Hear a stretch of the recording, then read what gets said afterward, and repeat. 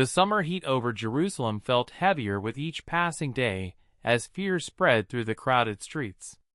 Rumors traveled faster than merchants through the markets. The Crusader army was approaching, and every city that stood before it had drowned in blood.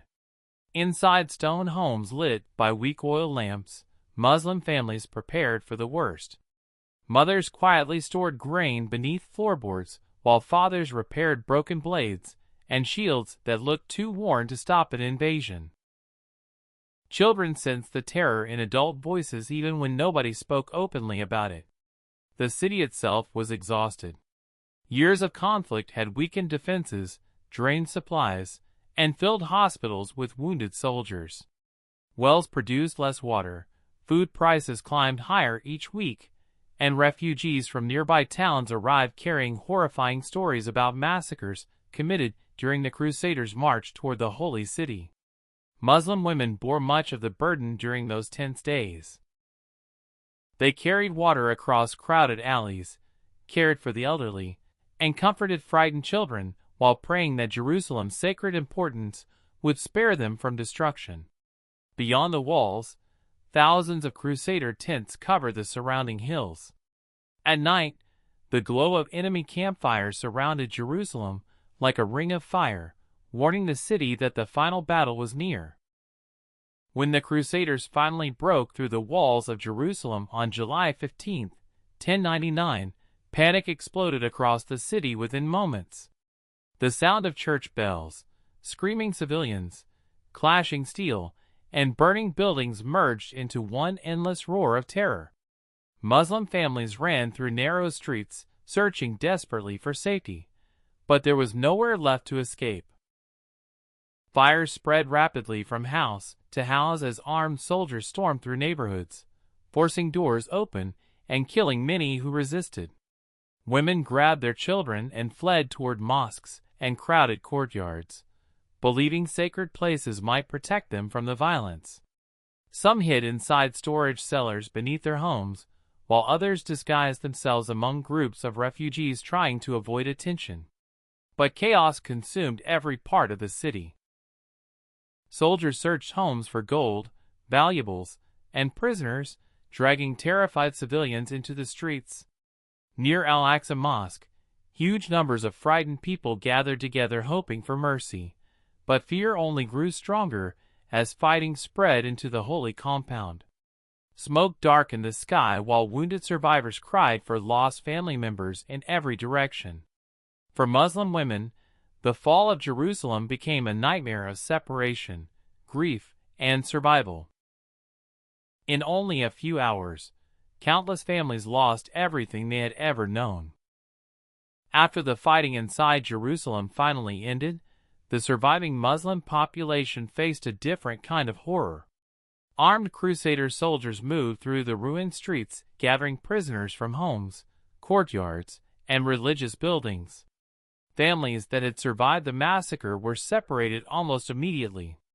Men were pulled away under heavy guard, while women and children were grouped together as captives, uncertain of what fate awaited them. Many Muslim women became part of the spoils of war claimed by victorious soldiers and nobles. In medieval warfare, prisoners were often treated as property, and Jerusalem's fall was no exception. Some women were forced into slavery and later sold in markets across territories controlled by the Crusaders. Others became servants inside foreign households far from their homes and families. Wealthy captives were especially valuable because relatives might pay large ransoms for their release. The emotional devastation was unbearable. Mothers lost daughters in the confusion while children cried for parents who never returned. Survivors carried memories of bloodshed, burning streets, and dead relatives while being marched away from the city under armed escort. Historical chronicles describe exhausted columns of prisoners leaving Jerusalem through its gates, surrounded by guards and watched by cheering conquerors. For many Muslim women, captivity marked the beginning of years of suffering, displacement, and uncertainty in a world suddenly transformed by violence. Amid the destruction that consumed Jerusalem, some Muslim women managed to escape before Crusader forces fully secured the city. Under the cover of smoke, darkness, and confusion, small groups slipped through damaged gates, hidden paths, or overcrowded streets filled with terrified civilians. Many carried injured children in their arms, while others supported elderly relatives, who could barely walk after days of siege and starvation. The journey outside Jerusalem was brutal. Refugees wandered across dry hills with little food or water, constantly afraid of being discovered by enemy patrols searching for survivors. Some women walked for days barefoot, weakened by exhaustion and grief. Behind them, smoke still rose from the holy city they had called home. Those who escaped carried horrifying stories. They spoke of massacres in the streets, families torn apart, and prisoners dragged away in chains. In nearby Muslim towns and villages, people listened in shock as survivors described the fall of Jerusalem in heartbreaking detail. Mosques became shelters for refugees who had lost everything during the conquest. Many women spent years searching for missing relatives, never knowing whether loved ones had died or been sold into slavery. Yet these survivors also became witnesses whose memories shaped history. Their stories spread across the Islamic world, fueling anger, sorrow, and growing demands for Muslim rulers to unite against the Crusader states controlling Jerusalem.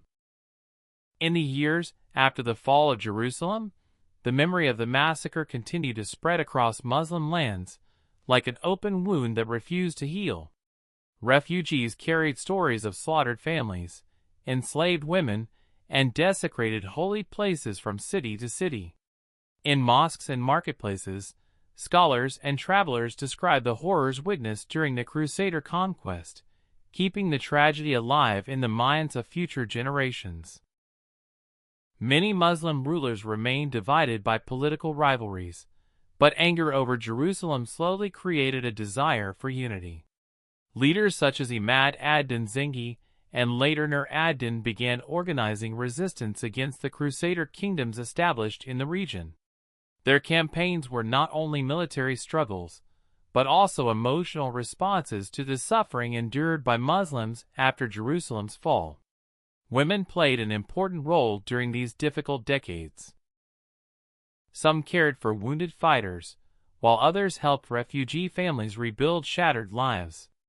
Wealthy women donated money to support hospitals, schools, and defenses in threatened cities. Mothers raised children on stories of the holy city and the people lost there. Eventually, a powerful leader named Saladin emerged and united large Muslim territories. For many of his followers, reclaiming Jerusalem became more than war.